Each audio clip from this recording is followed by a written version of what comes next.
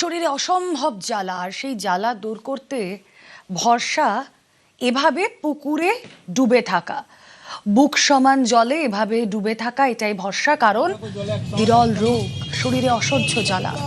মুর্শিদাবাদে বেলডাঙ্গার ইকবাল হোসেন এভাবেই ডুবে থাকে। অগস্ট মাসের শুরুতেই তার সমস্যার কথা আমরা তুলে ধরি। আর্থিক অবস্থা খারাপ, বাবার মৃত্যুর পর চিকিৎসাও করানো সম্ভব হয়নি। নিউজ 18 বাংলা ইকবালের খবর দেখে সাহায্যের হাত বাড়িয়ে দিল রিলায়েন্সের পক্ষ থেকে চিকিৎসকদের একটি দল বৃহস্পতিবার ইকবালের বাড়িতে গিয়ে তার চিকিৎসা শুরু করেন। সমস্ত পরীক্ষার পর প্রয়োজনীয় সব পদক্ষেপের আশ্বাসও দেন তারা। রিলায়েন্সের এই উদ্যোগকে সাধুবাদ ইকবালের পরিবার ও প্রতিবেশীদের। ভালো লাগছে। তা আমাদের স্যার আপনার অনেক অনেক ধন্যবাদ। আমাদের মতন একটা গরিব মশাইকে এমনি দেখছেন।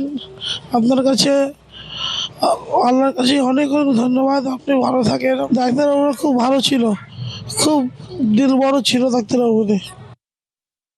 हम लोग देखे बच्चे को कि बच्चा मतलब बहुत तो सफ़र कर रहा है सिंस क्वाइट सम टाइम। बच्चे का बहुत सारे कंप्लेंट्स है।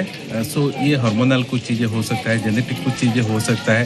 सो बिना उसको इवैल्यूएशन किए क्या कंडीशन है एग्जैक्टली बताना इट विल बी डिफिकल्ट।